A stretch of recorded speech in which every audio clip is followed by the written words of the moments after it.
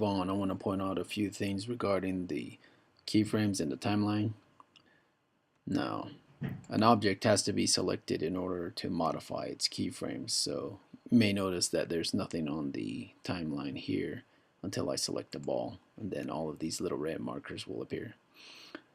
So if at any point in time, if you don't like the current animation, you can always simply right click over the red marker and select delete, and then the keyframe for that area or the keyframe on that point at that point in time will disappear. I'm going to hit Apple Z or Command Z to undo. So if you get to a point where you don't like how the animation is playing out, you can simply right click over that frame and delete that marker, delete that keyframe, and all the attributes affiliated with that marker will disappear. Now, if you wish to move a keyframe, there's a couple ways you could do this.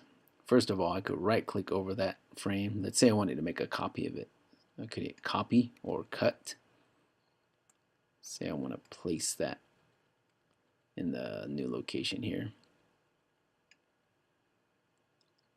And that frame will be copied. See?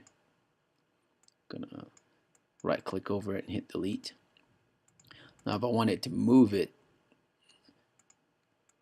the keyboard shortcut for selecting a frame or selecting multiple frames is holding down shift while you drag over the marker here or the keyframe. So I'm holding down shift right now, and we're going to click drag, and you should see this little red selection thing happening on the timeline. Now this can be for an individual frame or multiple frames. See, if I wish to move multiple frames, I just simply click drag over the frames that I wish to move and then drag anywhere in between this area. Whoops, I lied. Sorry. We use the little arrows there, and then we can either add the amount of time between each frame or squash them closer together. Remember, the more distance these frames have apart from one another, the more time the animation has to play out. The closer they are together, the faster the animation will play out. So these two sliders here at the front and at the end, they adjust the amount of time for the animation, and then the sliders in the middle will allow you to reposition the frames anywhere along the timeline there.